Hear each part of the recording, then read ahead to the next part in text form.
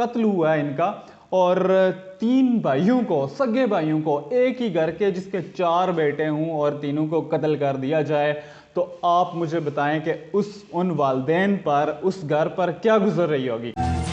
अस्सलाम वालेकुम नाजरीन, मैं हूं आपका मेज़बान काशिफ अहमद और आप देख रहे हैं मेरा फेसबुक पेज और यूट्यूब चैनल। नाजरीन, आज मैं आपसे एक ऐसा दर्दनाक वाक़या शेयर करने जा रहा हूं। रिसेंटली कल के दिन का ये वाक़या, और आज जब मैं ये वीडियो बना रहा हूं इससे एक दिन पहले का ये वाक़या।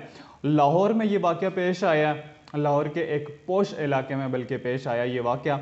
और लाहौर से 3 जो भाई हैं, सगे भाई जिनका ताल्लुक मुजफ्फराबाद से है, उनको कत्ल कर दिया गया। कत्ल की वजह क्या बनी, जबकि चौथा जो भाई है उसको भी कत्ल करने की कोशिश की जा रही थी, लेकिन अल्लाह ताला की तरफ से उसकी जो ज़िंदगी है वो कुछ थी, तो उस वजह से वो बच गया।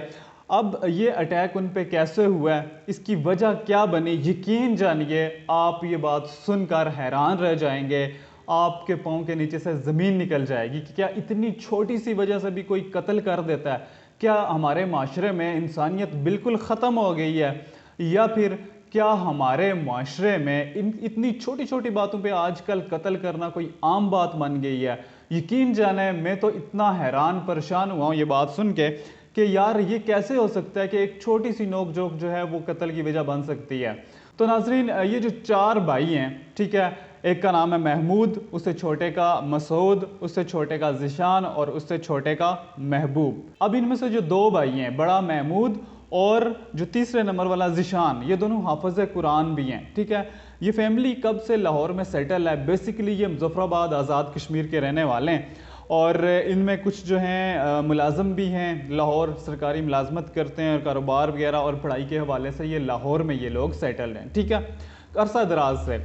लेकिन अब ये होता है कि जी इनका एक बहनोई है, इनकी एक बहन है, वो आते हैं इनके घर और अपनी गाड़ी जो है वो बाहर गली में खड़ी करते हैं। जब ये गाड़ी गली में खड़ी करते हैं तो उसके बाद जो पड़ोसी हैं उनके बच्चे जो हैं वो उस गाड़ी के साथ आके थोड़ी बहुत छेड़छाड़ करते हैं, ठीक है।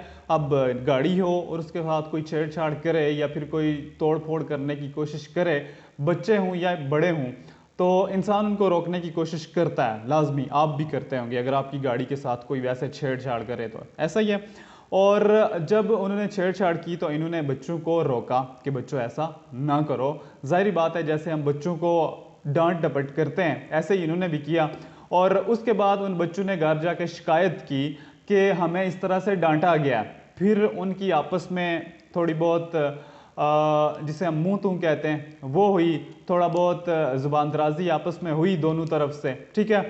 फिर ये हुआ कि मोहल्ले वालों ने आपस में सुलह वगैरह करा दी, सुलह सफाई वगैरह हो गई। अब रात को खाने का वक्त है, रात को 10 बजते हैं, ये भाई सारे अंदर बैठे खाना खा रहे होते हैं, और खाना खा रहे होते हैं जब तो बाहर दरवाजे पर दस्तक होती है। जब दस्तक होती है तो बड़ा भाई महमूद जो है वो उठकर बाहर जाता है, और महमूद जाके जो ही दरवाज़ा खोलता है तो उस पर सीधी गोली फायर कर दी जाती है। उसके एक कान से गोली फायर की जाती है कनपट्टी से, दूसरे तरफ से वो गोली बाहर निकल आती है, वो शख्स वहीं पे ख़त्म हो जाता है।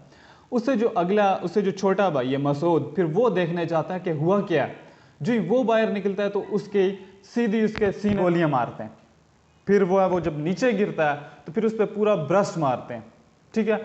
अब इससे अगला जो छोटा ज़िशान है, जो कि हाफ़िज़ कुरान भी था और अभी वो तालिब इल्म ही था, तो वो जब बाहर निकलता है तो वो जो ही बाहर आने की जो ही कोशिश करता है बाहर गेट तक, तो उसके पहले पाँव में गोलियां वगैरह मारी जाती हैं। वो जो ही नीचे गिरता है तो फिर उसके सीने पे गोलियां मारी जाती हैं। यूं एक जो अगला जो महबूब है, जो ही वो अब देखता है जब उस पर ये गोली फायर करने लगते हैं तो पता नहीं क्या होता है, अचानक से जो गोलियां हैं वो या ख़त्म हो जाती हैं, या फिर वो जो गोलियां हैं वो किस तरह से इनके अपने बंदे को लग जाती हैं। इनका जो अपना बंदा है वो भी थोड़ा ज़ख्मी है। तो अब ये समझ नहीं आती कि ये वाक़या इतनी छोटी सी बात को लेकर इतना बड़ा वाक़या कैसे बन गया। और चलो खैर बड़ा वाक़या बन भी गया तो नौबत ऐसे कैसे आई कि ये मामला कत्ल तक जा पहुंचा। कत्ल हुआ है इनका, और 3 भाइयों को, सगे भाइयों को, एक ही घर के जिसके 4 बेटे हों और तीनों को कत्ल कर दिया जाए, तो आप मुझे बताएं कि उन वालदेन पर, उस घर पर क्या गुजर रही होगी। अभी जो है इनकी जो पोस्टमार्टम रिपोर्ट है वो भी आनी है। उसके बाद जो है जो केस के जो बाकी हकायक हैं वो खुलेंगे और मैं कोशिश करूँगा कि इस केस को मैं मुजफ्फराबाद से भी और लाहौर से भी, दोनों जगह से मैं इसको फॉलो करूँ और आप तमाम नाजरीन तक इसकी जो एग्जैक्ट इंफॉर्मेशन है वो भी पहुँचाऊँ और ये केस कहाँ तक जाता है, क्या इस मज़लूम को इंसाफ मिलता है या नहीं, या फिर लाहौर में वही गुंडों का राज ही चल रहा है, वही चलता रहेगा। तो इसी के साथ आज का जो ये डिस्कशन थी इतनी ही थी। अपने मेज़बान काशिफ अहमद को इजाज़त दीजिए। अल्लाह निगहबान।